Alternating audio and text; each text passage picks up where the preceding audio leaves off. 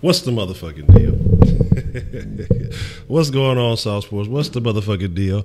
I hope everybody is feeling wonderful on this grand day, the greatest day in the history of days.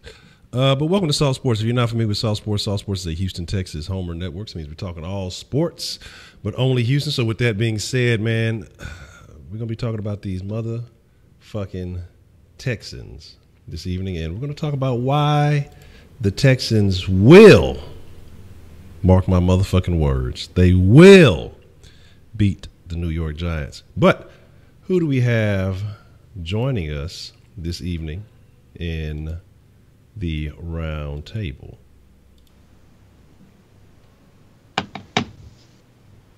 You got your boy Waz with Waz Citizen Sports. Shout out to my boy Honcho. Make sure y'all start hitting those donations ASAP. Make sure y'all be sharing the stream. Yes. Thank you. You got your boy Hector Flores in the mix. Happy birthday, Honcho. That's too much stuff. Thank you, sir. Thank you. So make sure y'all like the stream. Make sure you friggin' send some super chat love. Shoot, I hooked him up big time today. Man, yes, sir. Yes, shout out to Hector and Elvin Hayes. You know, that was definitely a pleasant surprise as I went and checked the box. I was like, hey, that was definitely unexpected. Shout out to Hector, man. That was an unexpected and excellent gift, so I appreciate that. Shout out to Voodoo Child, already getting the super chat love started. But almost more important than my birthday, we got to talk about what's happening in the city of Houston, the most important topic shaking in the city right now. And that is you, Sauce Nation. We are going to see who we got joining us this evening for the roll call. And again, if you don't know how the Sauce Nation roll call operates, that means, hey, what you got to do is, it's very simple.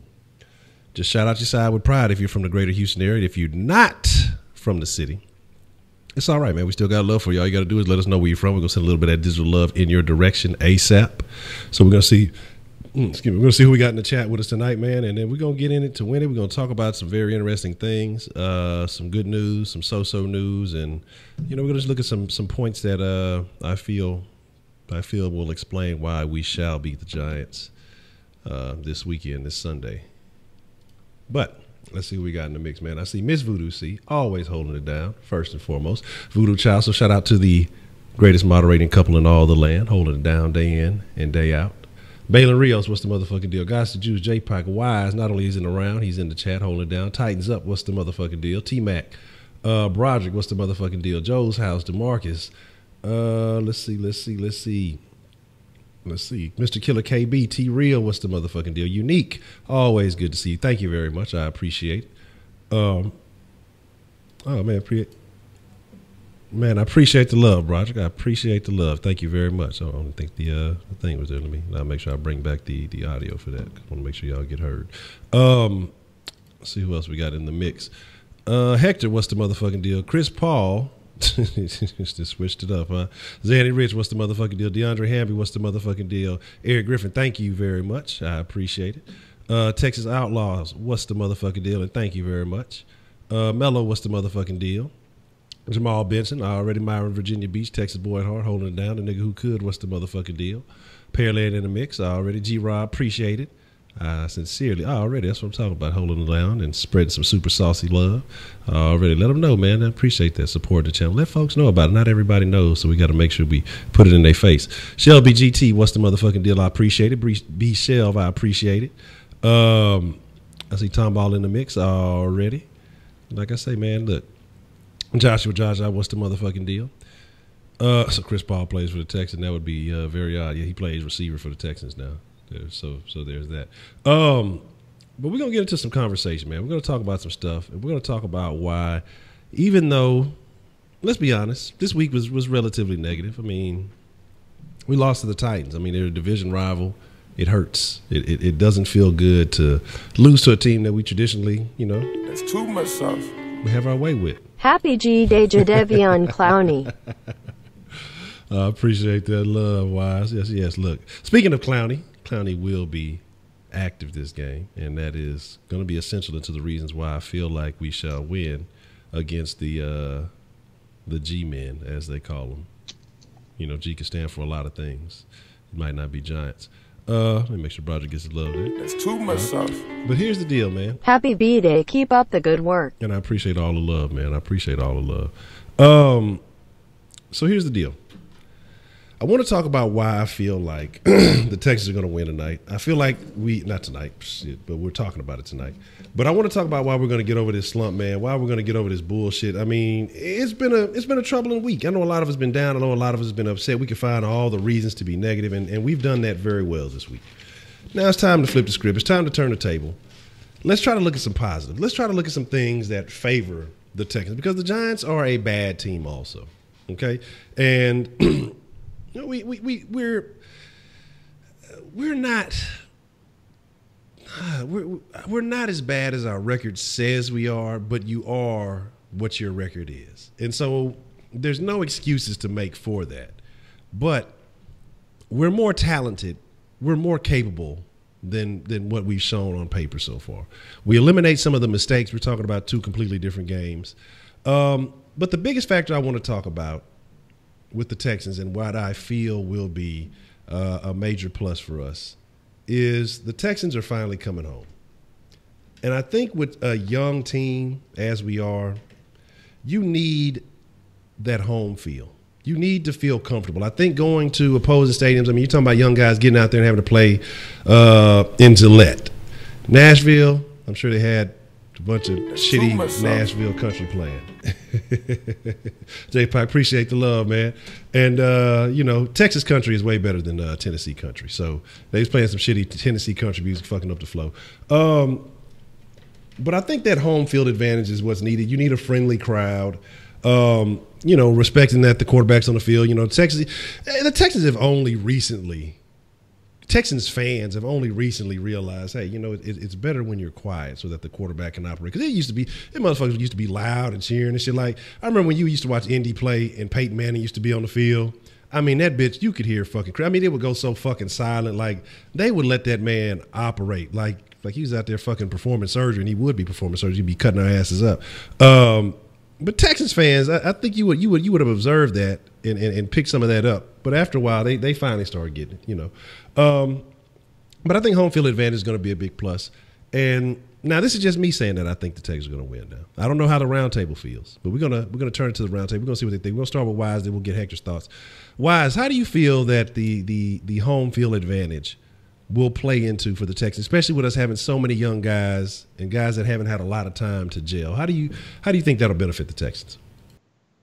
It should benefit the Texans because, I mean, if you look at last week's game for the New York Football Giants, they took on the Dallas Cowboys.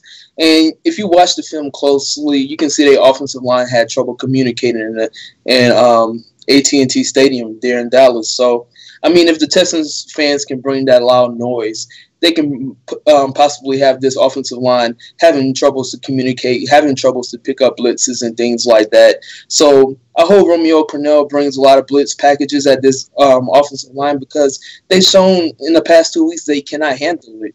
That can be an advantage to the Texans on defense. That can be an advantage to the offense as well. I mean, maybe the offense can get going because we seen what happened last year with the Titans. Deshaun Watson put up 57 at home against the Browns. He putting up 30-something points. This guy had big games at home. I mean, just being at home is just being comfortable. You have that you have that mojo. Hopefully, this team can get their mojo back. However, I did predict the team to lose this game by 3 points because I don't know. I really don't know. Like I said, maybe if I predict them to lose, maybe they might win this week. So I'm just going to keep with them losing this week, so hopefully we win. Hopefully they can prove me wrong. Is a sound strategy, and I appreciate the love the nigga who could, man, showing some super saucy, super chat love. I appreciate all of y'all showing love for the birthday. That's a sound strategy. That's how you're supposed to gamble. They say always bet against your team when you gamble, so that way at least if your team wins, you know, you don't feel so bad about losing your money and vice versa. So that might be the strategy to employ. After this week, if we don't come out successful, I think I'm just going to say we're going to lose all the fucking rest of the games for the rest of the year. But Hector, man, your feelings, how will finally being back at home, how will this play into the hands of the Texans, and how can they take advantage of this? Well, obviously you're going against two offensive lines that haven't really played that well. And I'm not gonna lie, man. That first half is probably gonna be a bunch of 3-and-outs. So it's all gonna be it's gonna be the field position battle. And I think the team that is in the best field position will be the first one to score, obviously. But you know what? I think the Texans can win it. That whole second half thing that's been going for them. Maybe the fact that both teams going slow in the first half and the Texans just actually playing well in the second half, I think could lead to the Texans winning this game. Won't be a blowout victory, but definitely would be a close one. Maybe, I don't know, 24-10. I'll take 21-20 at this point, as long as we get a fucking W on the board. I don't care how close the motherfucker is.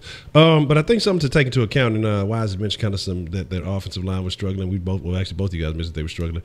But their center is out, and I believe he's out for, I can't remember if he was out for the year. But the center is the anchor of your offensive line. And again, so you're bringing in a guy who hasn't really had to deal with that kind of pressure as far as the responsibilities of that O-line, coming into a hostile environment, again, messing up some of those plays, some of those calls, as far as he's trying to communicate with the rest of his offensive line. That could be a very essential piece to helping this defense, get started early, get pressure on Eli Manning early. But here's the thing, though. Eli Manning, although that line has been ass, if you look at that last Dallas game, still threw for about 70%. I mean, he was still fairly accurate, even though he was constantly under pressure. Now, that is a little concerning. It wasn't like he was just racking up chunks and chunks of yards. Again, it is what it is. But I think he knows how to get the ball out quick because he knows that he's not going to have much time. And I'm hoping that's something that Deshaun has picked up. We talk about in the past historically that Deshaun doesn't make the same mistake twice. Well, we saw it kind of happen early this year, and I'm hoping that being back at home, he will be able to clean up some of those mistakes, kind of be back in a comfort zone. Some of that, I don't want to say it's pressure on him because I don't think he's a guy that has to – I don't think it's the pressure that affects him. Again, I think communication is key. But hopefully being back at home, you'll have the opportunity to work on some of those things. Sometimes traveling can throw you off. Sometimes it can be just little things that can affect what happens. And this is not to make excuses. These guys are professionals. But I'm just hoping that he can kind of get in that comfort zone. We can put together a good, clean, solid game. And then that was Fitzmagic who threw that ball to D-Hop face with tears of joy. Hey, look, we miss Fitz. Right now he's giving other people fits. But shit, man, that's a good question. I'm glad you been. That's going to actually bring me to another question here. But with that home field advantage, hopefully, like I say, it'll get guys comfortable. On the defensive side, guys will be able to just execute. Again, the pressure won't necessarily be on them. The pressure will be on the other guys. That stuff will work in their favor. Now, this is a game that is going to be involving two of the better receivers in the league. Well, one is the best receiver in the league. The other guy is just the highest paid receiver in the league. So we're talking about DeAndre Hopkins, who is the best, and we're talking about what's that old fun boy's name? I can't even think of his name right now. Odell Beckham Jr. Yes, the suspect character. My thing is this. Odell hasn't really just gone off. I think he has about 160-some yards total in 2 games. I'm not saying that's bad. It's not horrible, but it's just not great. I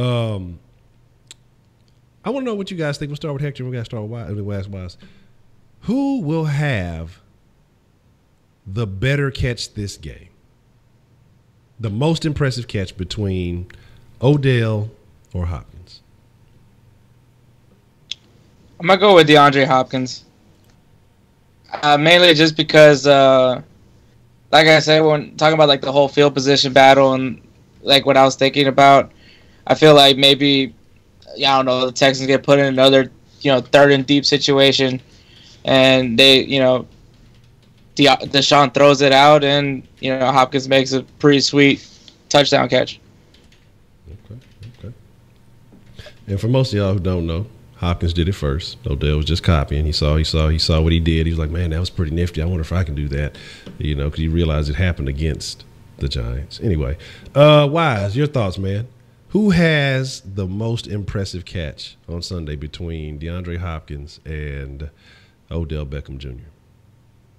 DeAndre Hopkins. I'm gonna have to say DeAndre Hopkins. Nuke is my boy. He originated the catch. I mean, he did it in the Meadowlands up there in New York. I mean, he originated the catch, and then like you said, OBJ had to go copy it. So, I mean, he probably is going to be lined up against a Jackrabbit or Eli Apple. And we know Eli Apple has been kind of suspect the last 2 years. He has been looking a little bit better this year, but going against DeAndre Hopkins gonna make this guy look like a clown. Okay. I do. I can't wait to see that. Now the only concern is Hopkins was on. I think he was limited practice today, and he had a couple of different things. I think it was ankle. I think they actually had hammy on there. And something else. So that's kind of concerning me, strength and conditioning coach. Hey, what's going on? What's up with all these goddamn hammies? Starting to bother me. It's making me start to wonder. But again, hey, unless we just hear something that's going to be negative, I'm not even going to put that in my thoughts. But talking about guys who will be available, Jadeveon Clowney is coming back. Jadeveon Clowney is hopefully, if he gets any penalties this game, he'll actually be on the field when he does get them, as opposed to on the sideline. But my thing is this. What kind of impact, again, with that weak line, with this Texans team really trying to find themselves, and we expect Duke to get a few more snaps, hopefully, more than Scarlett, because we saw in the limited time that he came in and he produced basically almost immediately, With the guys that we had, we talked about Watt, we talked about Merciless, and we talked about Clowney. They haven't really – it's not like Watt's not getting pressure, so I don't want to say, Watt's been getting pressure, but they haven't been making those big standout plays that we've come to expect from them. Those guys being the three-headed monster we've been talking about for the last couple of seasons. Oh, we can't wait till they all get on the field together, And it always seems like it's something, but this week they should be all on the field together. What should we expect from them with Clowney returning and against that porous Giants O-line? I mean, what can we expect from them, Wise? We should expect a sack from each one of them this game. This offensive line is weak. They'll be lined up against guys in Nate Solder, and they will be lined up against a guy in Eric Flowers that was a left tackle that moved to right tackle and still can't block as well. So, I mean, this is the weakest offensive line we have faced thus far. The Titans' offensive line was weak last week, and we could have took advantage of that. We didn't take advantage of that, but we were missing Jadeveon Clowney in the midst. So I would like to see Jadeveon Clowney to get back to what he was doing last season, being dominant and trying to be a run stopper, because containing the run, containing Shaquan Barkley is going to be very pivotal to this game. And Merciless is my boy. He's a merciful, but I need him to bounce back, and I need him to get that motor churning, because it's time for him to have some production. I know he's had a little bit of rust. He hasn't played football in almost a year, but it's time for this guy to start producing. But I'm telling you, this guy Duke you joke for, he's coming for these boys. He's coming for that starting lineup. It's his home debut this week, so he gonna get on the field. He gonna get him the sack. I guarantee you this week Duke gonna have his second sack of the season. So it's time for guys like Jadeveon Clowney, Merciless, and J.J. Watt to step up. I mean, Wise has been close the last couple of weeks to getting the sack, so this week hopefully he can get it done. And you're going against Eli Manning, so I don't see why not. Okay. So here's the deal. I see Ashman. I see a couple of people say they have no expectations. I can't blame you. I honestly can't blame you. But I gotta go out on a limb. I gotta test the branch. I gotta see how strong it is. I don't blame you either way, though. I wouldn't invest my emotions and be disappointed again. I can understand that. But here's the deal. Hector, your thoughts. What should the three-headed monster, what should this defense as a whole, this front seven as a whole, what should we expect from them against this Giants offensive line? Shoot, something. The fact that the Giants are probably going to be without their center, that means DJ Reader's definitely going to – if they don't shine, I think DJ Reader comes up big and maybe lights a fuel for this defense. So I think I would put more of the attention to DJ Reader. Okay. Man, that's a guy who's definitely been slept on, but he's shown that he has been very competent. Man, here's the deal, too. I know people saying Merciless hasn't done anything. Merciless has been close. That one play in Tennessee where they did, he could have made a play, but then they had that holding that was on the guy, whoever was covering. So, I think what I said was on the tight end, because he basically Merciless beat him. would have been a tackle for loss. But again, that's nothing to be proud of because you're right. The backup quarterback, we're talking about fourth practice squad string tackles. Fucking just, I mean, overall, it was a shitty performance, and I mean, we should have had more pressure on those guys. We should have been. I mean, there's no way they should have ever got any plays off. But it is what it is. I mean, those other guys get paid too. So you know, it is in the past. It is recent history, and it still hurts. But now you made a very interesting comment about Saquon Barkley. We talked about Odell just briefly. Now the Giants do have some talent, and it seems like the Texans can be known to let talented guys get a little bit of shine on. The thing about Saquon that I find a little bit dangerous is the guy plays hard. He plays until the whistle blows and then some. And the Texans were whiffing a bit on some plays last game. You know, Derrick Henry, a powerful runner. You know, for the most part they kept him contained, but he had a couple of little plays where there were a couple of little missed tackles that could have been stopped for less yardage, but. You know, it seems to be an issue sometimes with this Texans team as far as wrapping up, securing the tackle. With a guy like Saquon, you can't do that because he's going to play again, like I said, until the whistle blows. And with that cornerback situation, we're kind of in a scary place. Like I said, again, I don't know if Kareem is going to be the starting corner this week, and they're going to let Reed kind of take over. We're going to see how that plays out. But ideally, what do you expect the Texans to do against a guy like Saquon? What do you feel like they can do with a guy like Saquon? You know, he is a rookie. He is a severe, serious presence. Hector, your thoughts on that? I mean, as far as the rush defense, it's not. I think running the ball is going to be the major concern. Is just when they throw the ball, when they use him for the passing game is going to be more of a concern. Hopefully, Cunningham and Dylan Cole, and if it's McKinney, I'm kind of worried, but hopefully these guys can, stay on him and if he does get the ball, at least don't let him break out for big yards.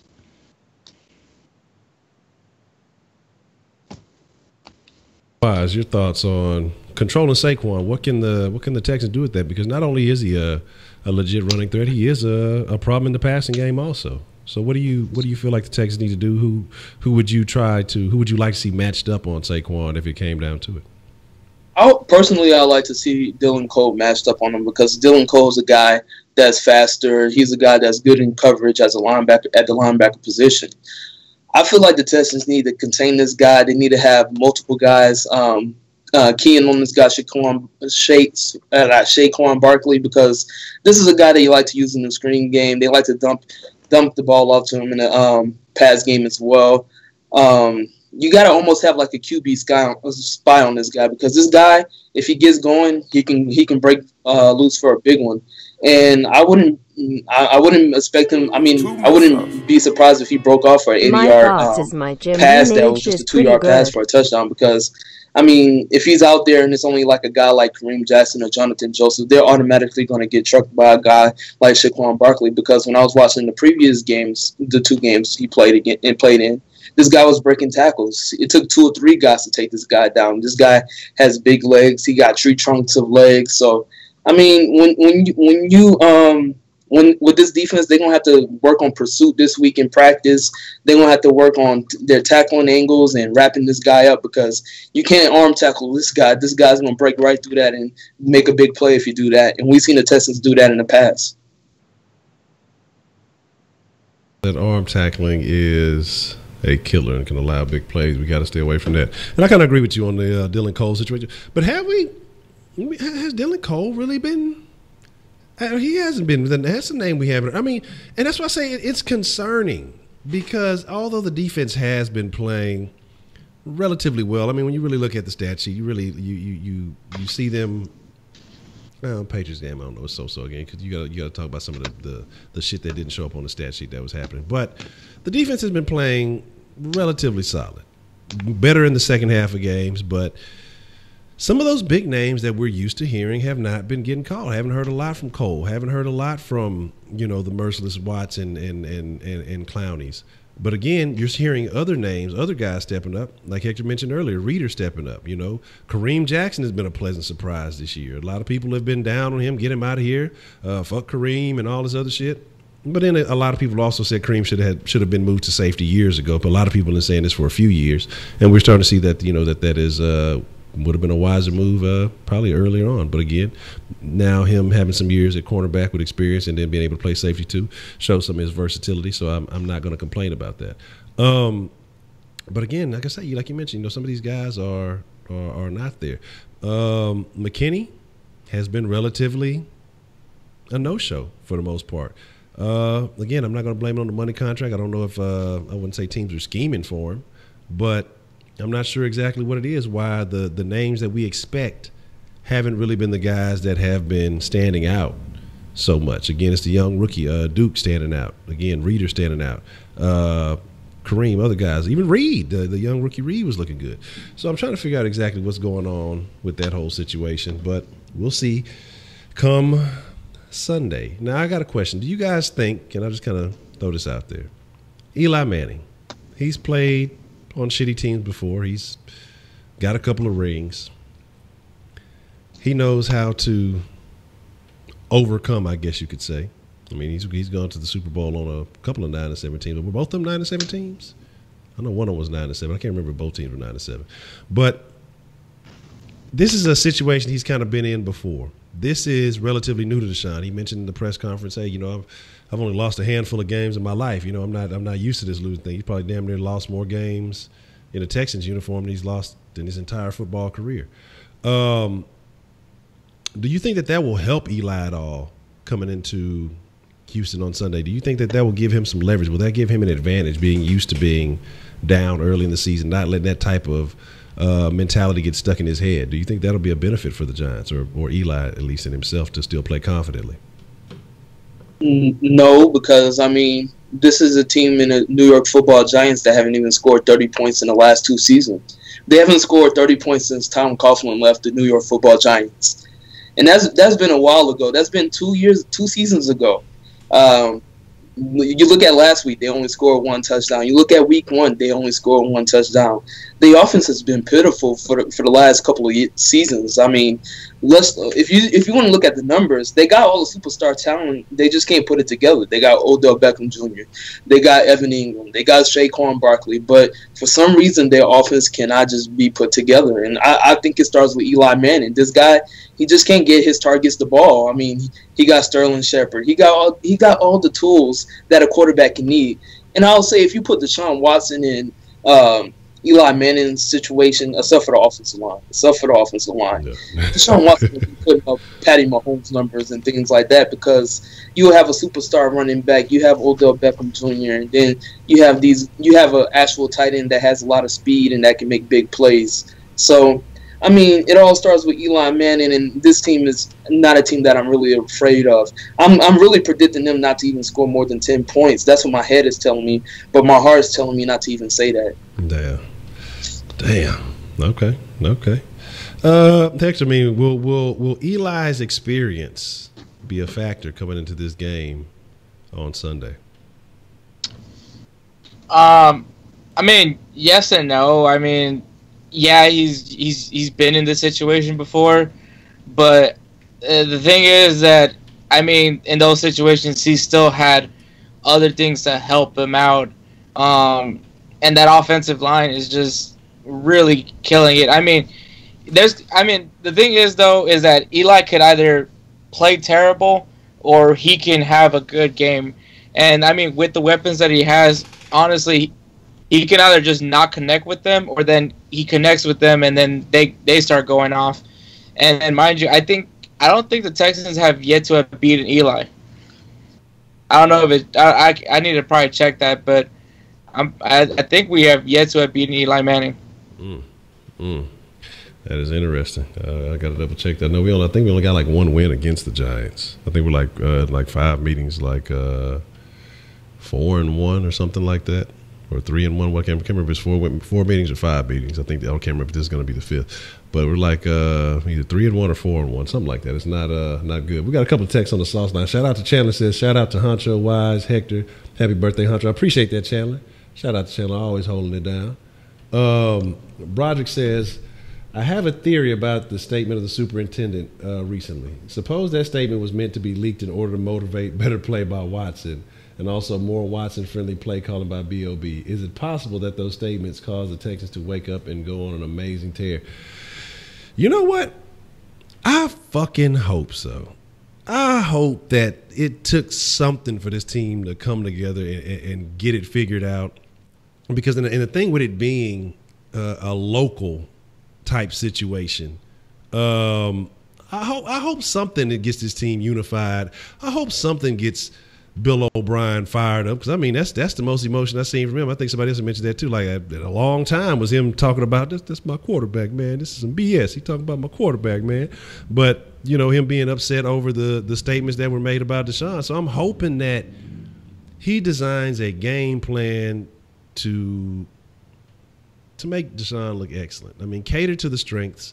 Do something. And I appreciate the love, El Lobo. Thank you for the happy birthday shout out. But that's a very interesting theory, man. Very interesting. I don't know if the superintendent is that smart. He is from backwoods. I don't know, backwoods, back of the backwoods and shit. Fucking all Alaska. He's a superintendent, oversees only 1,000 kids. That's most fucking elementaries or junior highs or whatever shit. That ain't too much. They just said, God damn it, Honcho, here's what's happening in this guy. Here's what I see happening in this game. Damn, I don't even want to read the next line, but so this game will go into OT. We will have had a chance to win in regulation, but we made a crucial fuck up. We lose in OT by a fucking field goal. I don't know why, but I just have this feeling. God damn. Preston F, appreciate that love. Damn. Woo! The fucked up part about it is that I don't see that statement being unreasonable right now. I'm trying to be positive. Oh, so Honcho, I got so last time we beat the Giants was in 2002, and their quarterback was Kerry Collins. Oh, shit. God damn. Yeah, that was a favorable situation, I guess you could say. But, I mean, Eli, let's talk about Eli for a second, honestly, though. Let's talk about Eli. Is Eli not like maybe a luckier Trent Dilfer? Because Eli is not that good. I mean, let's be realistic. The ones he won, it came down to like a miracle play. It was Tyree with the helmet catch, and then it was something else that I think that happened spectacular in that second one. But I mean, Eli, I'm going to be honest. Like, they say Eli's a real bright guy. But Eli just always he just looks dumbfounded, like, by life all the time. Like, he's just amazed. One foot in front of the other. This is amazing. Like, he just looks like the lights ain't all on. You know what I'm saying? Like, something is just not clicking with Eli, but apparently the kid can play football, so I ain't gonna be mad at him. You know, some people look like that. Maybe he's one of those, what do they call them, idiot savants? You know, I don't know, but that's something special about old Eli. But again, I think his team loves him. I think they fucked him last year. Who was that? McAdoo fucked him over by fucking up his streak. You know what I'm saying? When he had like the most consecutive games played or something like that, and he only needed like so much to break the record, and then fucking McAdoo just pulled him for no reason. They still end up getting blown out. But that's unfortunate. Yeah, but something about Eli, man. Like, and I think you're right. It's one way or the other. Somebody said, Nady Dog said, last time we beat him, I wasn't even born. Oh, that's unfortunate.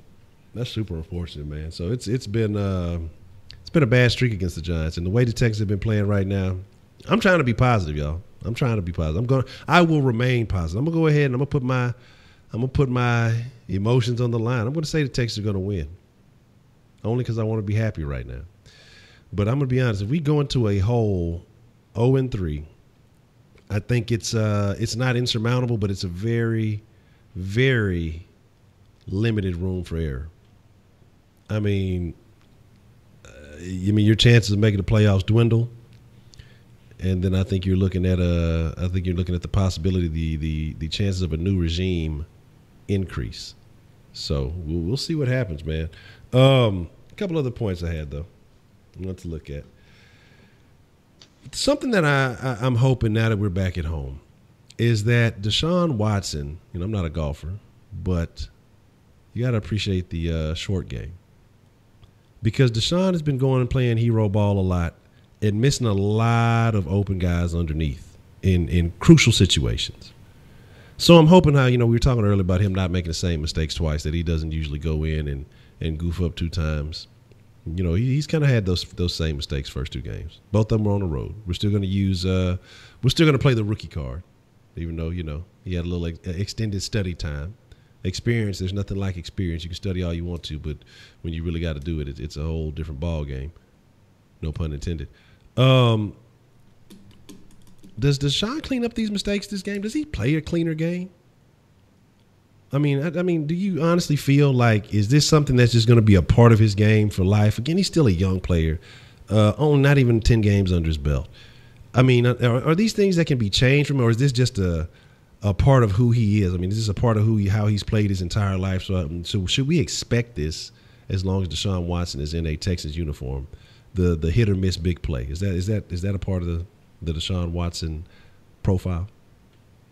Your thoughts on that, Hector? I would rather them playing methodically over having to rely on big plays. Honestly, I don't want to keep relying on that. That's the only thing with me. Yeah. I at this point, I wouldn't mind seeing a little dinking and dunking. I mean, we used to talk a lot of shit about it with fucking 17, but that's all he could fucking do, and some of these other guys. But it's good to know that you have it in your arsenal to go deep if need be. Happy birthday, Nene. Sorry, I meant Honcho face with tears of joy victory hand. I see you tights up. I appreciate the love. That little slick jab, the Nene jab. It's all good. Nene over there, Instagram and fucking Brazilian politics. I can't read that shit. I don't know Portuguese and shit. My thing is, again, if he could just dial it back some. I don't know if it's a deal with nervousness. I don't know if it's a deal with that offensive line not giving him protection. I don't know what it is. But Wise, your thoughts on big plays from Watson? I mean, is this a part of who he is? Is this in his character, or can this be something that can be controlled within his game? I mean, it can be controlled. I mean, we can do the little drop off passes, the passes underneath. I mean, if you keep doing that all game, eventually the deep passes is going to open up later on in the game. So if he can just learn how to be patient at the beginning of the game and opening up those big plays for later on in the fourth quarter and the third quarter when you actually need those type of plays, then maybe that's something that can work out for him. But it all depends on these hog mollies up front. Can they protect Deshaun Watson? That's going to be important in this game because, like I said the other day, we got Olivier. We're going against Olivier Vernon. We're going against Snacks Harrison. These are some big guys. These are guys that can get to the quarterback and also can disrupt this offensive line. Also, I know a lot of guys been saying, where's Bernard McKinney, but where the fuck is QT? I haven't seen this guy on the field one day yet. I'm ready to see this guy. I mean, I want to see Deshaun Watson finally have all his weapons to see what this guy can do because all we've been hearing is QT been doing this. He's been doing that in practice, but I haven't even seen this guy play a game yet. So I don't know what's the update on him this week. I don't know what the update is on him next week, but so far I haven't heard anything good about it. I haven't heard if he's going to even play yet. So usually they would have some good news saying Kiki's going to play, but I don't know, man. I don't know. I'm just waiting for this guy to get here because I think when he gets back, he can really open up this offense because that adds more speed and that adds a guy that can run those underneath slants and run those out routes and things like that. Okay. Yeah, man, I'm kind of on the same page with you on that one, man. The legend of Kiki Kuti. I mean, it's like, does it really exist? When is he going to be available? I would love to see some of these things that I've heard. It's too much sauce. Take place Kiki's the great birthday, pumpkin. Honcho, much love. Appreciate the love, Mr. Chill, man. Thank you very much. I appreciate it. Oh, man, Hector, I don't want you to get angry, but I don't know if you see what Balin said. It was quite disrespectful. I don't give a shit what Balin says. All right, cool. All right. As long as you don't care, that I don't care. But I think, yeah, and I see shout out to Josh, and I know you're saying Deontay, and I think what Pup is it 6 weeks or 8 weeks? When you put on the it's too much sauce. can't remember if it's 6. Happy birthday, Honcho. Grateful for the sauce. Yeah, thank you, Joshua. I appreciate it. But either way, I mean, that's something that we can look forward to. But again, we got to win some games for them. We don't want to be looking and hopefully solely relying on Deontay Foreman, again, not knowing how he's going to be looking, if he's going to be the guy that was starting to break out from last year. Because there's still more talent to come back for this team. But we still have enough talent that is healthy and on the field that we should be winning games. But yeah, so I think y'all, I see y'all talking about some of the statements that I made. Okay, now I did say Zach was the best rookie last year because he was the most available. He played the most. So I'm not going to roll back on that one. Kjo did have a breakout year. Again, he broke right out of the lineup. So there's that.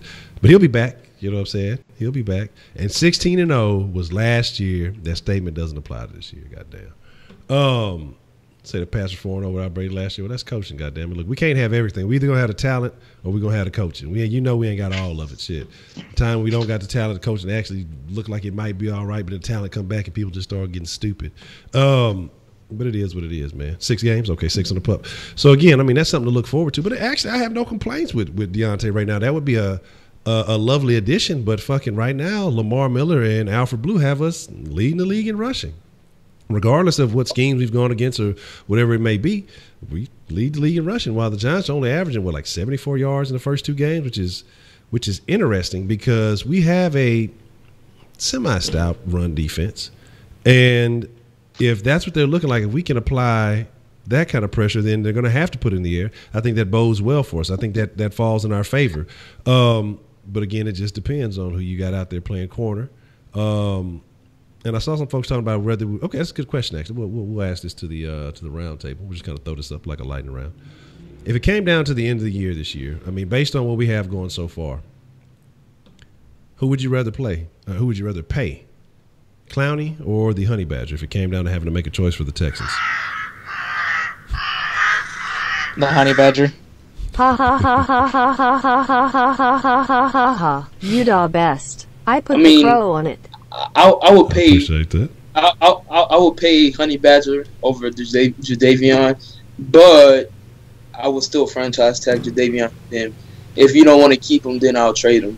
But if you want to keep him, then I'll pay that man. But Jadeveon not getting paid more than $15 million so far, based on what he's been doing. I will say though, if the Texans keep going down the way they're going, would you want to try to make a move for Ed Oliver? I mean, here's my thing. Go Cougs. But, and as much as I would love to seize that opportunity. That's too much sauce. Especially if you. Happy birthday to you. Happy birthday to you. I feel like why Happy is mad at me birthday, right now? Honcho. Because Houston don't ever draft hometown players. I don't know when they win. I just noticed that, man. I'm trying to. When did I stop dancing? I used to always do my little dance for the Super, and I just really realized that I stopped doing my little dance for, like, when did that happen? That's crazy. I mean, I'm completely random, but I appreciate the love, Ms. Voodoo C, man. Thank you. Man, when did I do that? But here's the deal, and shout out to White Persuasion too. I appreciate the love. When did I stop dancing? But okay, but here's the deal. In a situation like that, if you have the potential to lose Clowney, and again, you're looking at the guys, and if Watt and Merciless and all those things, if they kind of continue on the path that they are right now, you entertain the idea, but we need line depth. The crow, I can't dance to the crow. Do the money dance. The crow, I don't know what I do for the crow, but we'll still give a little dance for the crow, even though all he does is call. I have to get a crow some music. But here's my thing though.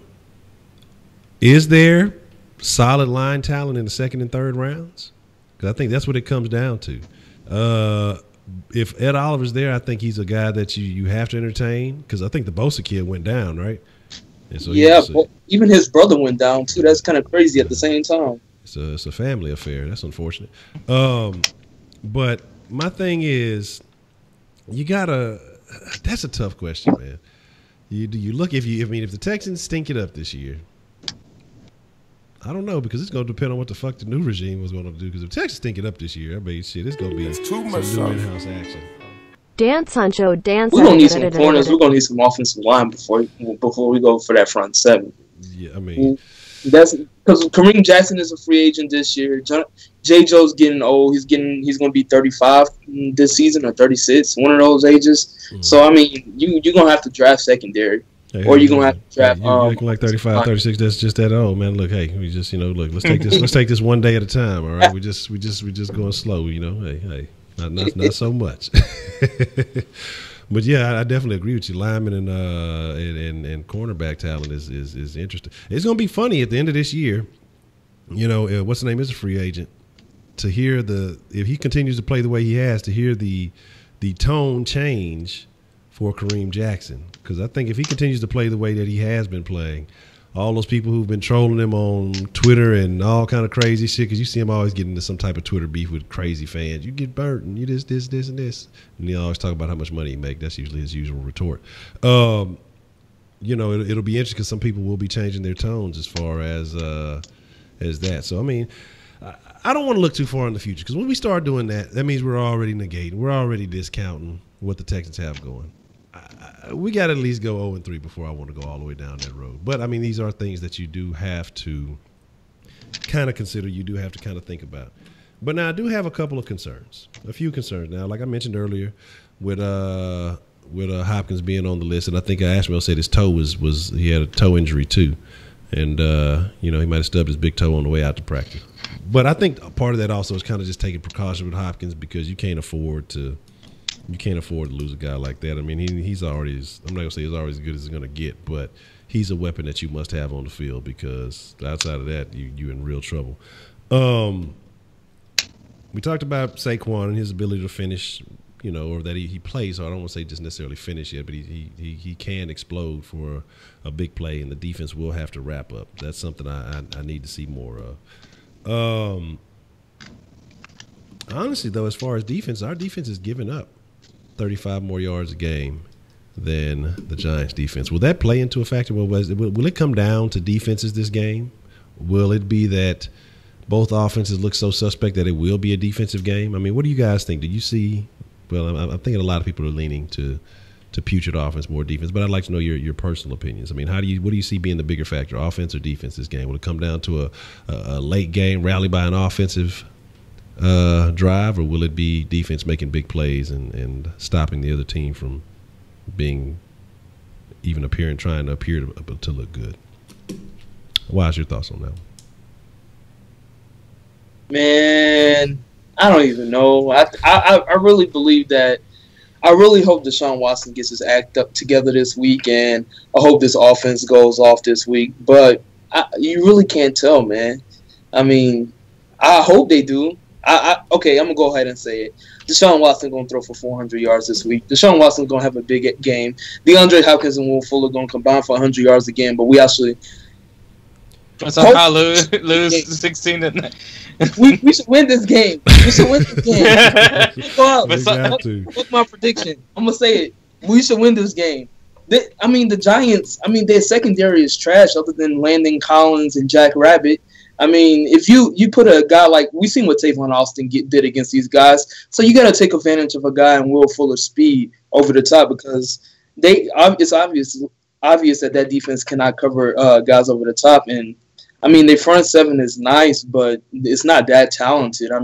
The Giants did go against Blake Bortles in week 1. Blake Bortles looked okay in week 1. The defense won that game for the Jaguars if you go back and watch the film. And then week 2, they won against the Cowboys, whose offense hasn't been looking good as well. So hopefully the Texans can get on the right path this week and finally break out. They're at home, like I said earlier. We've seen some big plays between Deshaun Watson and Will Fuller against the Titans, and we've seen some big plays against Deshaun Watson and Will Fuller against the Browns. So hopefully this offense can break loose. Yeah, I agree, and that's I think a key thing. Looking at the teams that they played, if I'm not mistaken, didn't Fournette get hurt that first game? And so they didn't even really see a full Fournette. Exactly. This team is more than beatable. This team is honestly much more than beatable. It's really about if the Texans get their fucking shit together and come out and play the football they're capable of playing. Hector, man, your thoughts? What is you got them back believing in the chat, Wise. You got them bucking the system. They ready. They like that. Actually, your thoughts, man. Honestly, like, what is it going to come down to?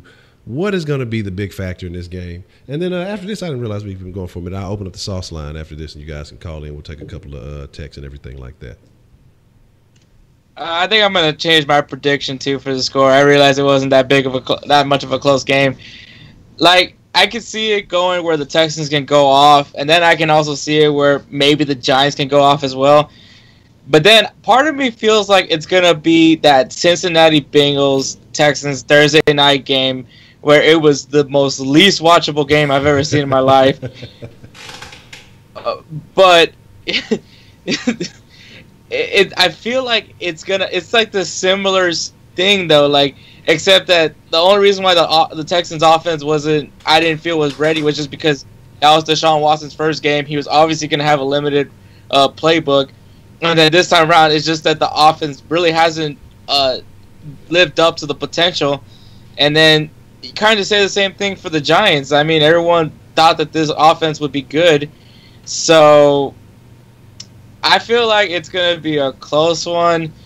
I think in the end of it all, someone's going to come up with a big play, and it's just because of which defense is more tired from being on the field the longest. And I think, fuck it, Deshaun Watson bust out a 50-yard touchdown run. Now you're going to bring it back? Okay. Okay. All right. We got a text here. Hold on. Let me see what that one said. I pushed the wrong buttons and shit. I got fat fingers. Forgive me.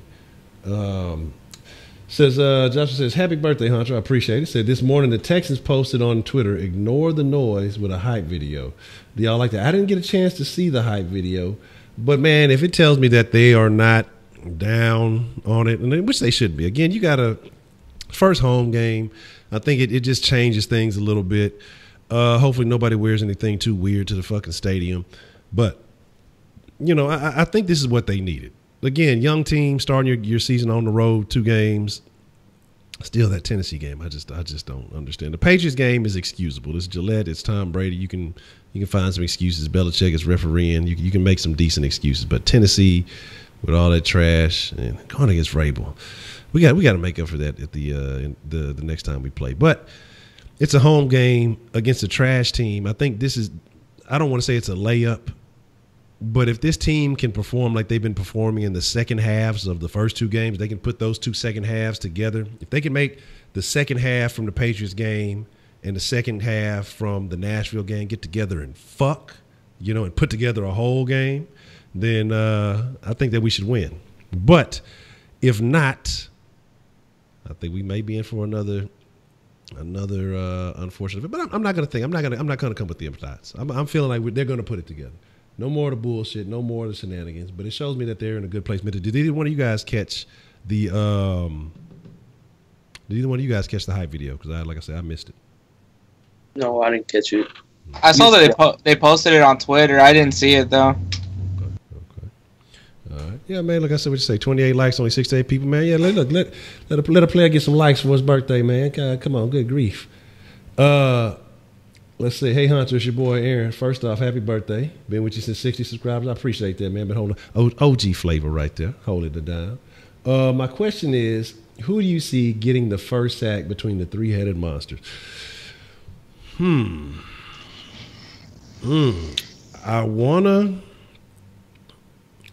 talking about Eli. I was gonna say Clay, but I'm gonna say Merciless. I'm gonna go with Whitney Merciless being the guy, because I think that, they'll try to either scheme for Watt or for Clowney, and Merciless is generally that forgotten guy. And again, 1-on-1, he's a hard guy to stop, and so I think that Merciless will be the guy that ends up being the first one to get a sack. You guys, how about your thoughts? Wise, who do you think will be the first to get a sack out of 3-headed monsters? I'm going to go ahead and say Jadeveon Clowney. He owes us from last week. I mean, he basically lost the game for this team last week with that penalty, that 15-yard penalty. That was unnecessary. I mean, he gave the Titans momentum, so I mean, I'm pretty sure J.J. Watt chewed him out quite a bit in the locker room after the game. Probably all week. They were probably all getting on his ass in the locker room. And this guy, Jadeveon Clowney, he got to get paid this offseason. So he better act like he need to get paid this game, and he better be the first one to get to the quarterback. Okay. Yeah, that check is on the line because I think these last two weeks it has declined a little bit. Hector, man, who do you think out of Watt, Merciless, and Clowney, who will be the first one to generate a sack?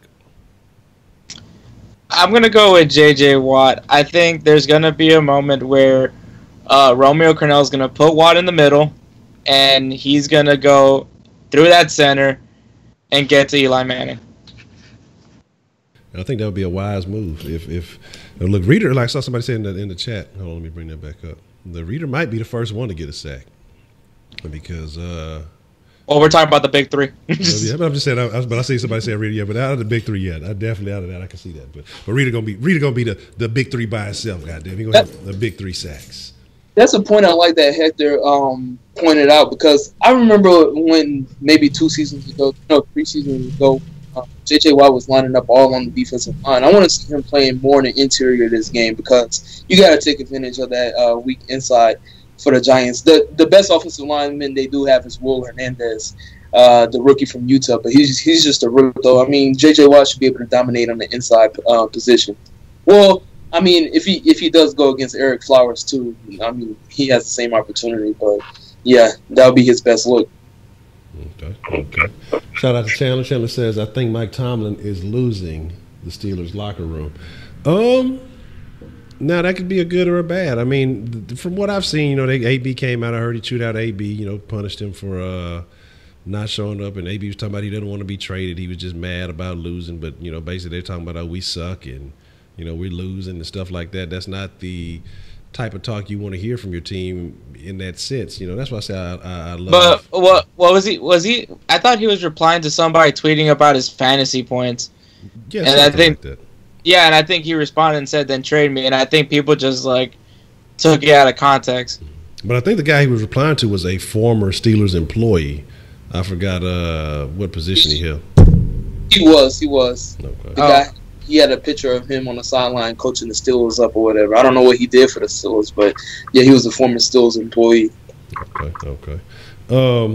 But again, like I say, the fact that you don't ever hear anything like that out of Hop, you don't ever hear any of this diva mentality shit. You don't ever have any issues with DeAndre Hopkins.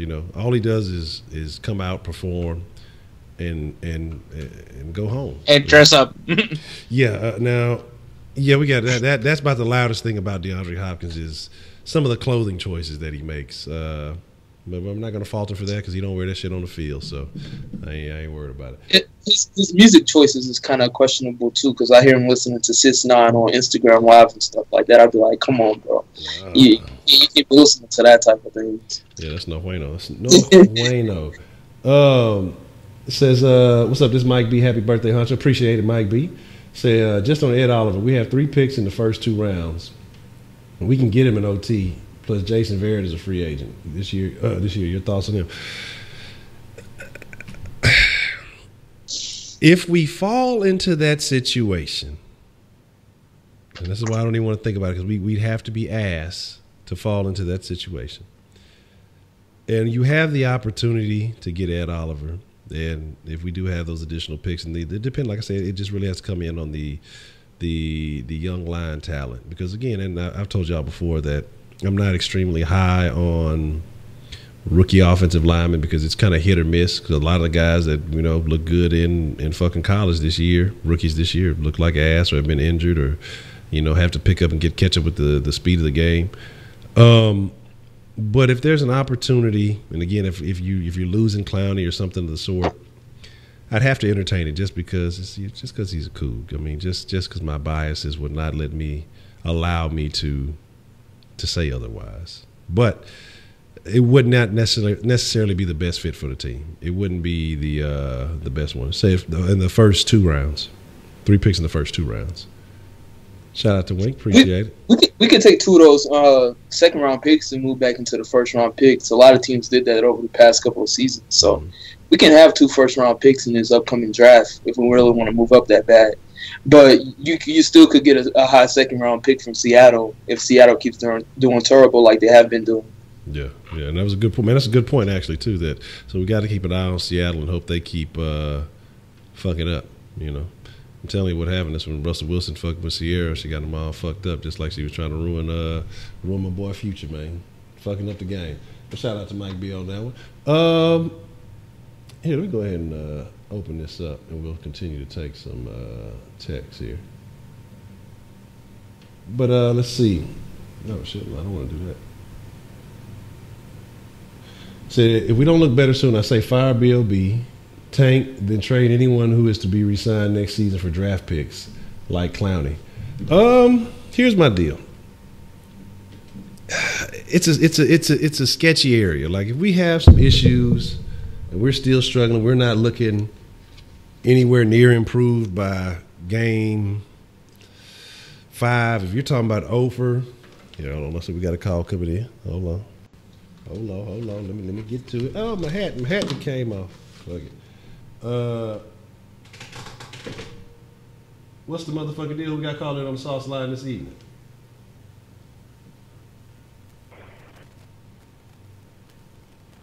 You hear me? Okay, there we go. Yeah, you can hear me. Yeah, hold on. I'm having a slight technical difficulty with the Sauceline. All right. I think we should be Gucci now. That's what I get for thinking.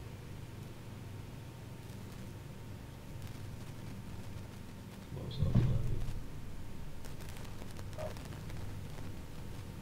Sauceline. Hello?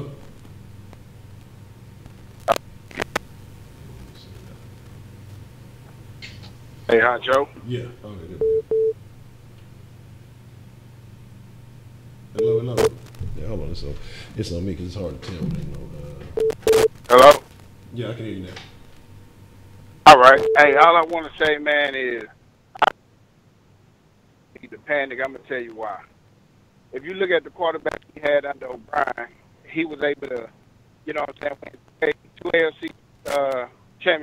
two AFC South championships with mediocre quarterbacks, watching them play much during the preseason, coming off an injury, and coming into the play calling is suspect. But this is something I noticed. He brought us back in the fourth quarter, man, to take the lead. And the defense, look at Osweiler, whoever, bruh, we wouldn't even been able to come back, I don't think, with them type of quarterbacks. Watson is a baller, man. And I think moving forward, once he get his feet up under him, hey, I think good things going to happen, man. So that's all I got right now. I'll hang up and take your answer, man. Response. No, I appreciate it. And my fault for the technical difficulties there. Look, sometimes I'll be able to. That's the next move I need to make is figure out what the fuck is up with this chord. I think it's a difference between what they say is a 1/8 and a 3.5. So I don't know if that's the issue that I'm having here or what it is exactly. Let me say that's the worst case. Man, my thing is, because talking about B.O.B., man. Here's the deal. If you get to the point where you're talking about you're over, the rest of the division is looking on the positive side of wins. I mean, if you're talking about the rest of the division is looking, 2-1, Jags go 3-0 of some sort, something like that. You got to start questioning some things. I mean, if it starts panning out, if the Texans go 0-3, the Jags go 3-0, then you got the Titans would be 1-2, and say the Colts win and go 2-1. You got to start saying, okay, something probably is going to need to change because you're already starting out falling out that wild card spot. But I think you got to get a man at least 5 games. And again, 5 games. If you're just looking like it ain't what it is, and it's not again a major health concern or something of that sort, then I think we're going to start prepping for a change. I think that's what it's going to. I think that's what it's going to end up being, man. And I hate to say it. Because honestly, for the work that was put in, which was mentioned, and only really have not even technically a full year of having a quarterback, a full 16 games of having a quarterback, people are ready for winning now. It's all about a what have you done for me lately league. And, once people saw that potential of what Watson could do, And again, you know, they're going to want to see something better. So, your thoughts, roundtable. I mean, how do y'all feel about, you know, O'Brien and Watson and how you know how he's been utilized?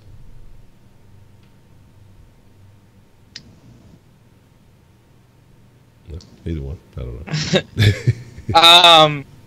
I think it's kind of hard, man, because like obviously you see the things that Bill O'Brien does in some of these situations, and then you know there's some people that bring up certain things that maybe it's not entirely on Bill O'Brien, but in the end of it all, I mean he's the one that plans it, he's the one that prepares for it. But they, you know, that they do make a good point. I mean, with all the quarterbacks that he's had, and still manages to have a 9-7 season, still manages to get the team to the playoffs. I mean, last season was the reason why he has now a under 500 record for his career. So I mean, you know, you want to try to, you know, think that there's something to appreciate with Bill O'Brien, but you kind of want to just see it work with Deshaun Watson. You know, you finally have the quarterback. You finally have the guy. You know, you just let him go out and rip it, and it still hasn't really happened. I mean, yeah, he threw for over 300 yards last game, but you know, you still want to see that. Not only do you want to see the performance, but you want to see wins. So, I mean, in the end of it all, it's all about winning. Okay. Yeah, I mean, that's it. Yeah. Winning soothes all wounds. They say time heals all wounds, but winning, it fixes all those faulty memories real quick. Yeah, I'm going to have to agree with Hector in what he said, because, I mean, I think people are starting to overthink it too much. We're going into all these different aspects about what it can be Deshaun Watson coming off his knee injury. It could be Bill O'Brien this. It can, I don't. You can't just think about it. They just got to go out here and win games. That's the most important thing. Another guy that's coming off of an ACL injury this week is what's his dude name from the Eagles? Carson Wentz. Carson Wentz. He's going against the Colts. So if this guy comes out and have like a 400-yard game with 6 touchdowns and things like that, you can't just really factor these situations, because it depends on coaching, it depends on scheme, game planning, and all these things, and it also depends on who you playing. I mean, they're going against the Colts, so I'm pretty sure he's going to put up big numbers this week, and guys going to be like, oh well, Carson Wentz put up big numbers this week against the Colts, and it's his first week back from injury, while Deshaun Watson couldn't do the same thing. I mean, he went against the New England Patriots, a team that can scheme against those type of things, and that has one of the greatest coaches of all time. So I just think people go too much in depth in these type of situations, and you just got to come out here and win games. That's what all that matters at the end of the day. Okay, and I agree, man. They got to get these back. Like I say, let's see, I'm having some issues. I'm gonna have to go back in manually and put the sauce, because I don't know if the sauce is coming through correctly that way. So everybody who called and texted, I will make sure to get all your sauce in. And make sure if you share, send a screenshot of you sharing the sauce on other social medias, and I'll hoot you with a super tight hookup. I'll shoot you a milli on the sauce. Chandler says, I want Wise's opinion on who should be our next head coach. I don't know, man. I really don't know. To be honest, I don't know. What if Bill O'Brien start winning? What if we make it to the playoffs? What if we make it to the AFC Championship game this year? Well, are we going to have a new head coach? Most likely not. We're going to have this guy for the next 5 years, no matter what. I mean, next 4 years, no matter what. When it comes to head coaches out there, none of these guys really stand out to me right now. I mean, if Sean Payton becomes available, maybe him, but I want a guy that has veteran experience, a guy that's showed that he can win, a guy that has been to the Super Bowl as a head coach. I don't want a guy that's been a coordinator that's moving to head coach and all these things. No, I want a guy that's already been a head coach and that has already set the foundation, that he can be a leader of a team. Okay. I agree too, man, because I think that's what you need. You need somebody who's been there, man, who knows exactly what it takes. Again, you're taking a gamble when you're bringing a new guy in. You're taking a gamble when you're taking a coordinator and then going from just being a coordinator and piling on a new shit ton of responsibilities on his plate. I think there's a lot of factors that you got to look at when you're looking at head coaches. And again, a guy that's proven it before, and then you just basically put him in control of the talent, that's something I could deal with. But outside of that, I think it's a sketchy situation. Can we just not get a guy that's called a guru? Like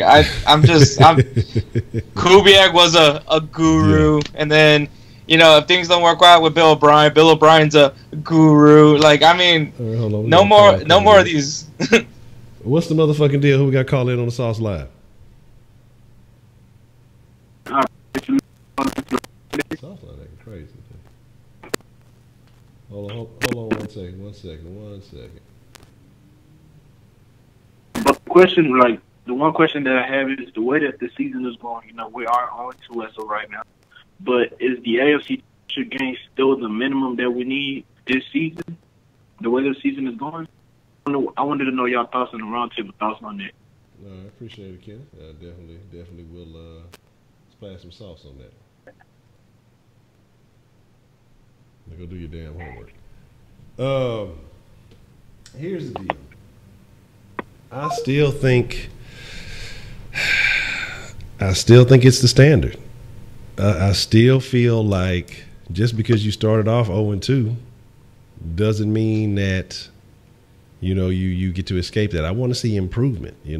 Right now we're seeing decline, so we want to see that decline. We want to see that to have been overcome, and still see some success. Again, at 9-7, we've seen that. We've done that. Again, we don't. Again, we can talk about the division is tougher. We can talk about hey, the teams around us are better, but we should be getting better also, because we were ahead of schedule compared to those teams. So why aren't we improving? That's kind of my situation. That's kind of the way I'm looking at it. So I don't know. He said, my friend says, long shot. What do you think about people like Harbaugh with Super Bowl experience with Cap? Yeah, no. Harbaugh, nah. Just haven't did anything. Harbaugh is not leaving. I mean, Harbaugh's probably going to get fired by Michigan at some point, but he's not even that good of a college football coach. But I mean, he's getting paid over. Like the guys in college football, the ones that are getting paid big time, that have full control of the team. This guy had a team given to him.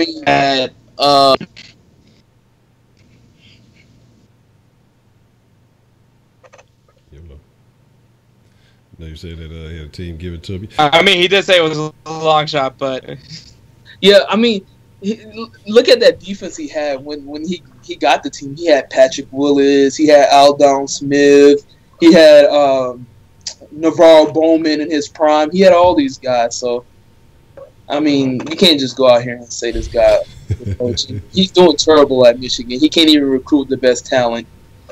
No. Yeah, and I'm telling y'all that Dabo, I know a lot of people ask about Dabo Swinney, man. Dabo gets paid more than Bill O'Brien right now. Dabo he's like a god in Clemson country. Why give that up? But this is me just speculating, because Broderick had a good point. Some of these guys have egos. They want to prove, okay, well, I did it in, the quote-unquote amateurs. I want to go against the big boys in the NFL. That's a different thing. But right now he's treated like a god. He can do no wrong. He's getting paid more than he would probably get paid to come and coach the Texans. But then you got to ask, does Dabo even have an ego like that? Yeah. You got to think about Nick Saban. He went to Miami Dolphins, and we seen what happened to Nick Saban. He said, "Fuck that! I'm going back. I'm going back to college." I mean, He haven't left college since, and he's been dominated with Alabama.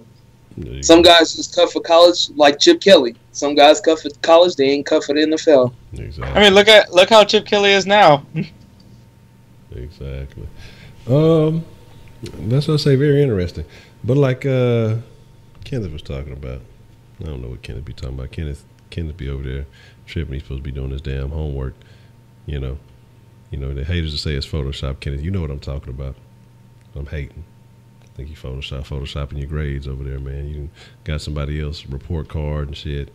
You know what I'm saying? Trying to say it was your Urban Meyer.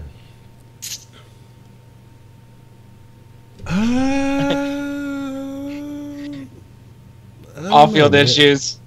Off-field issues. Because I think what happens with that, you saw how they treated old buddy with the Astros. Was that Osuna? I think it'd be another issue. We're talking about a whole nother another issue. It's here, let me drop it here for you. What has Urban Meyer did since he's been at Ohio State? He's been subpar. He hasn't really did anything since he left Florida. Yeah. I mean, he won the first ever college football championship. But my thing is, like, I don't necessarily have a problem with Urban Meyer. I'm just thinking about the blowback that you're gonna get from around everybody else is gonna cause a stink. You know what I'm saying? Because I mean, look how motherfuckers act. Like even Astros fans acted with the clothes they just picked up. I'm gonna say one thing about the whole Osuna thing, because honestly, I haven't heard anybody say anything about Osuna. And I mean, I remember like the Facebook comments. I remember the Twitters, like the tweets and all that. Like people just like saying, "Oh, I can't support it," but like I have yet to see anybody boo Osuna. I have yet to see I've seen people cheer for Osuna. Yeah. So I mean, like the thing is, like if you're winning, I literally think people just don't care. Mm-hmm. Obviously, it's gonna suck if like he goes to his court case and finds out he is guilty. Next thing you know, he goes to jail. That's a different story, but it would be the type of guy that Bob McNair would hire, though, a guy with a lot of controversy and things like that. So you never know. You never know. That could be a bad look, though. Yeah, that's definitely a sketchy situation. Like I said, I personally have no look. I don't give a fuck what you doing off the goddamn field. Just win when you're on the field. Like I don't understand why people get so just get me involved in the personal lives. Anyway, again, and I like I say, because Butch McCutcheon, it's like it wasn't like Urban Meyer was beating his wife. That's the thing that kills me. You gotta remember how bad everybody was when they found out Arian Foster was an atheist. No, man, yeah, you gotta realize where we are and how crazy. The thing about it, the motherfuckers who be mad about it be so mad about it they beat their own. This motherfucker's a wife beater. Come here, bitch. Beat your ass, goddamn. Like motherfuckers be doing the same shit, but in public talking bad about motherfuckers who be doing that shit. And that's the stuff that kills me, man. But like I say, it is what it is. But is his character good? I mean, if he's not talking about anybody harassing women, he might fit in with this Texans organization because we know that front office has had a couple of little hiccups with that. As long as he don't carry it out on the field, it may be all good. But here's the deal, man. Shoot, Mark Cuban's now dealing with it. Oh man, I heard something about that. That's crazy. Shark, he's a shark in the tank. He's a shark. We've got one more text here. We'll take this text and then we'll probably wrap it up here shortly. And says it will be shocking if Bill O'Brien. I'm not counting on this. I see this being a 0.1% chance. It would be shocking if Bill O'Brien resigns or fired on Monday. What would your reaction be? I would be extremely surprised. I just don't see it happening. I think that, like I said, I think 5 games of stinking it up is what it's going to take at the very least before Bob McNair. I mean, think about how bad Kubiak was that year. Before like they had to force him, I mean, like nearly had to die to get him up out of there, man. I mean, like, so I don't unless McNair just had a change of heart, no pun intended. I don't see it. I think it's going to take something egregious for it to happen. And again, like the talks of getting rid of Bill O'Brien mid-season are crazy. Like, I mean, you gotta wait till the end of the year so you actually have options because you're not going to have any real choices mid-season. What's the motherfucking deal? Who got called on the Sauceline this evening? What's up, man? This is Trey, man. What's the motherfucking deal? Trey, what kind of sauce you want to splash on the line tonight? Man, nothing, man. Just piggybacking on what you just said, bro. I'm just realizing not Bill O'Brien, the owner, McNair, he don't really care about winning, bro. It's just about people buying these tickets, come to these games, man. If we worried about winning, like I said last time I called, it was some weeks ago, I was like, bro, if we cared about winning, when old dude got injured, when our quarterback got injured, why didn't we pick up Kaepernick? Same type of quarterback, running quarterback, same thing. You know what I'm saying? I'm not saying he's as good as old dude, but I'm just saying it's like it's the same damn player. Yeah, I mean, so then you got to put in Tom Savage, and then it's like, damn. We can't even run these same plays. You know what I'm saying? Yeah, I definitely agree with you. That's something that I definitely argue that too. I mean, shit, the motherfucker was floating around Houston and shit too. I mean, like, why not even come work the guy out? If it wasn't a collusion situation, if it wasn't any other type of situation, unless fucking Kaepernick got caught knocking down Mama McNair. But if Mama McNair's still around, she got to be old as shit because Bob is old as shit. But maybe he was knocking down Mrs. McNair, Cal's son or something. I don't see no reason why you don't bring him in. Like, what has he done to you personally that is so bad? I mean, but it's an image that that he wants to keep. And again, it's more about we don't care about winning, man. Yeah. And it's getting like really it's low key kind of hard being a Texans fan, man, bro, because we just don't care about winning. We like so okay with mediocrity, and it's ridiculous. We look down, we shit on Cincinnati, we shit on the Browns, but we really haven't did a lot of shit. Like, to be honest. Yeah, I mean, no, really, we haven't. I mean, just being honest, like only thing we did was do it a little bit more recently. But if you look at the overall record, you look at what we've done historically, we're an under 500 team. We haven't really succeeded in any area. First round, we might get a couple of victories, and then we get knocked out the second round, and usually in a blowout. I mean, the best chance that we had was that year against Baltimore, but we had an injury situation. Jacoby, butterfingered it up, that out of there. And so, I mean, shit. It hasn't really been anything that has come to fruition that makes it that, I mean, just because we love the team, and they understand being a fan, you got to be a fanatic. But the Texans have honestly not done anything noteworthy in their existence. I mean, and that's just being honest. But I still love them. We have that expectation. We want to be a part of that vehicle when it gets there. But if you're being realistic, the Texans have yet to make noteworthy moves off the field and have yet to do something that special on the field. We've had great players. We've had some of the most amazing players come through here. Foster, Andre Johnson. I mean, Watson, if he falls back into the potential of what he can be, DeAndre Hopkins. We've had some. I mean, Watt, Clowney, what Clowney can be. He's shown flashes, but Watt. I mean, we've had some of the greatest players. At points in time, we've had some of the best players in the league at their positions.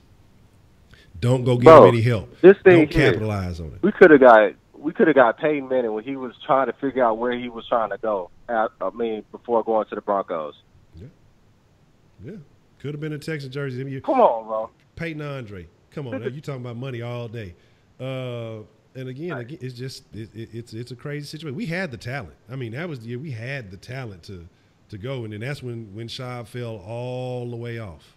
I mean, and Schaub was never just all the way on. He was able to run, Kubiak's offense, but it was nothing special about Schaub and himself. You know what I mean? He fit the system. And I think any capable quarterback would have been able to thrive in that system. So I definitely agree with you, man. It's about as long, but that's the owner's job. And to him, it's a business.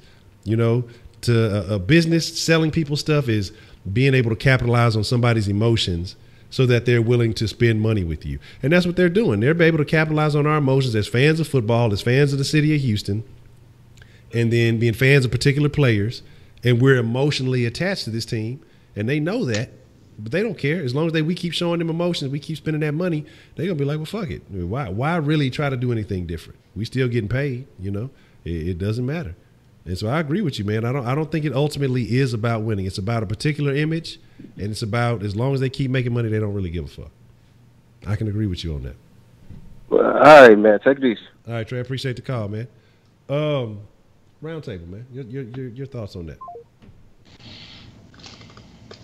Honestly, it is Bob McNair, man. He is what's holding the team back because of this whole good moral character guys and all that BS, that the off-field issues. I mean, like, if you're gonna have, like, all right, it's one thing for a guy that's currently dealing with an off-field issue, but if it's like an off-field issue that he had back when he was in college, I mean, shoot. Everybody's been 21 years old before. Everybody does dumb things. Everybody's done something stupid at one point in their lives. I mean, people make mistakes when they're young. And I mean, shoot, obviously they're good enough to even be called up for the NFL Combine. So it's one of the things that irritates me, because especially when you really think about it with the whole Kevin Johnson thing, we could have had Marcus Peters, and we didn't just because he had an off-field issue. And it's ridiculous how we pass up on some guys just because of those things. And it just gets annoying and annoying. seeing it happen over and over again, and seeing other teams thrive with these same players, or seeing these guys have success on the field in the position where we had those opportunities, it becomes very frustrating. This is what bothers me about Bob McNair. I mean, you can go and do this for your football team, but when it comes down to your business, your oil business, do you do the same thing? If you had the opportunity to go get the best CEO to run your company, you're going to say no because you're comfortable with the one that you have right now that's mediocre? No, you're going to get the one that's going to go get the results, that's going to increase the earning per share, increase the the net worth of the company and things like that, the projected income and the gross income and things like that. But no, this guy doesn't want to do that. This guy thinks football is just football. He wants to run it the way he wants to run it. He just wants to fill the seats. He doesn't want to be aggressive. He doesn't want to spend money on the big-time players. He doesn't want to go get a guy like Marcus Peters. I mean, you got to have those type of personalities in a locker room. You look at Lawrence Taylor. Lawrence Taylor was doing cocaine right before the game. That's why he had so many freaking sacks. I mean, I don't care what the players are doing on that time. Hashtag bring linebackers back to snorting cocaine. Exactly. And they got one of the greatest pass rushers of all time. I mean, you got to look at Chris Carter. Chris Carter had his drug issues. He still was a baller. Most of these guys have they fuck-ups in the past. I mean, they were young. These are guys that come out of communities that unfortunate communities, so they're pressured by other personalities to do things that they shouldn't have been doing in the first place. But I mean, hell, Randy Moss went to jail. Yeah, you can't just straight cash home. Fuck-ups. But no, you want to think J.J. Watt. You want to have guys like J.J. Watt, who's a good boy, who's gonna say yes, daddy, to you all the time, who ain't gonna stand up to you. And it's kind of annoying. I mean, that's why I was glad when we got Tyrann Mathieu, because you can tell Tyrann Mathieu don't play that shit. He gonna say whatever is on his mind. If you watch every interview, he gonna call you out. He gonna say what he has to say. So I mean, we gotta start going after guys that's like that, that's aggressive, who has that mentality that's going to win, who wants to get down and dirty, who's aggressive, who's gonna make the big plays. You don't need the good guys. The good guys don't win. Tom Brady ain't a good guy. Shit. No, Tom Brady is not a good guy, and Ray Lewis. And they call him the golden boy. Exactly. Like, my thing is this again: winning, all that other shit. People sit there and say, "Oh, well, you bring that guy in. I'm not fucking with the Texans." All right, cool. Let the Texans go to a Super Bowl with a guy that you say you're not fucking with. I bet you celebrate that fucking Super Bowl victory. You may try to ride that season out just to try to prove a point. You know what I'm saying? But let them Texans win that fucking Super Bowl. Everybody who sat there said they didn't fuck with them, I guarantee they celebrate that Super Bowl victory. You know, I guarantee. They'll be the first ones in line to Academy at midnight to get that Texans Super Bowl champion shirt. Exactly. And my thing is, you know, winning solves everything.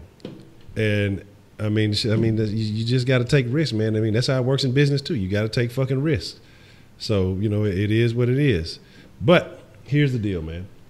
We're going to wrap it up here. I think, let me see what we got shaking here. I think we might have one more text in. All right. So Mike B said, I wonder what Bob McNair thought about the D. Watson comment.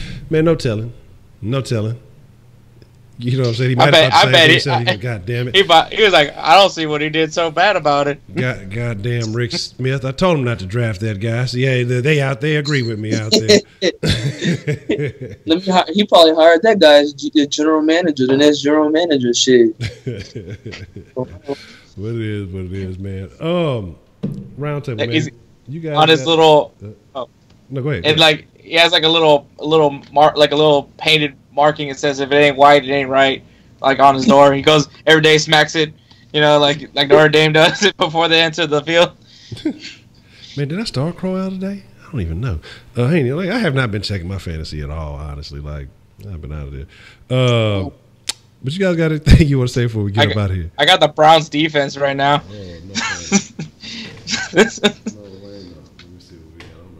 I really thought they were going to win today.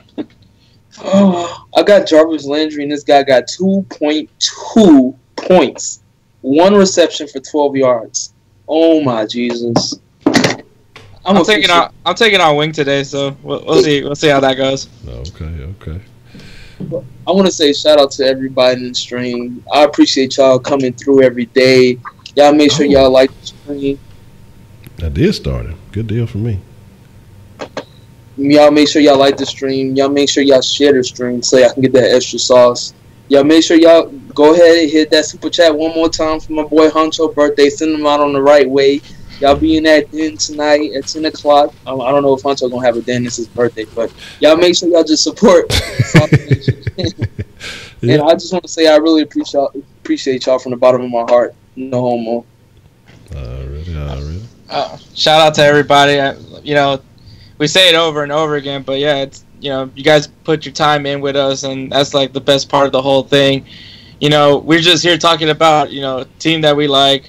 Just showing love to like the city of Houston because nobody else is doing it, so might as well we do it. But yeah, I mean, it's always great to have you guys here. You guys always, bring some stuff up. It keeps the conversation going, and then every once in a while, you guys want to go ahead and troll, but it makes me laugh, so I'm all good with it. And go watch the Dynamo. Yes. Go support the Dynamo. Listen to Hector. Don't listen to Balin. Balin just be hating on the Dynamo. But I want to say thank you to man. I want to say appreciate everybody. My little string broke, so it's looking raggedy and shit. I got a big ass head. Fuck y'all. I say thank you to everybody who showed some love, man, for the birthday. 1 year older, hopefully a little bit wiser. Trying to get wise like the wise man. But again, like I say, I appreciate everybody, man. I want to say thank y'all, not only just for the birthday love and all the happy birthdays and everything, man, just for supporting the sauce, man, as we grow daily. Everybody who tells somebody, everybody who shares the sauce, everybody who just lets people know, hey, you know what? You guys can fuck with that other shit, or you can fuck with a platform who actually gives a fuck about your opinions, your thoughts, and and lets you speak your mind. Call in, speak your piece. Even though sometimes Sauceline be acting a little raggedy, but we're gonna get that fixed. We're gonna get that all taken care of. But my thing is this, man. I appreciate each and every one of y'all. I appreciate y'all on the round table. I appreciate y'all in the chat, man. Just the fact that y'all been holding down the flavor for this amount of time, and like I say, steadily making small improvements, steadily growing here and there, and just trying to make it better, man. That's ultimately what it's all about. So, again, thank y'all. Yes, there will be a den tonight, and if y'all didn't know, I changed most of the shit up. It's no longer called the Kush Den. It's just called the Den now. So yeah, great big surprise name change and all that. Now we just adjusted it a little bit. So again, like I said, I want to say thank you to the round table for joining us this evening. Shout out to everybody who couldn't join us tonight. Shout out to Wink, shout out to Phoenix, shout out to Ray, shout out to Swisher, shout out to Scrooston, shout out to damn it, I'm missing Tenny. Shout out to Tenny, man. Tenny with the crow. I'm still laughing about that. That shit is class. Shout out to everybody, man. If I missed you, shout out to Spitz, you know what I'm saying? Braylon, breaking news, Bray, you know what I mean? I appreciate each and every one of y'all, man. And again, 40, goddamn it, look, let me make it. I got another 11 years or so before we get to that point. Right now, I'm celebrating the age of the greatest number in Houston history, so I got to make this year, especially this is the year that the sauce must grow up. He must blow up. The greatest number in Houston history, I got to utilize this year to make the sauce become the best in the city for the fans. You know what I'm saying? But with that being said, you know what I'm saying, I appreciate each and every one of y'all. Gonna chuck up a deuce. Y'all be cool like y'all be cool. Some of y'all too young to realize what the greatest number in Houston is. That makes me sad. Some of y'all too young to realize what this right behind Wise right there, man. Y'all don't see it? I mean, come on, man. Good grief. I ain't fooling with y'all, man. But I appreciate y'all. But y'all be cool like y'all be cool, man. We're gonna chuck up the deuce. We'll be in the den at 10. And with that being said, y'all stay saucy. We out.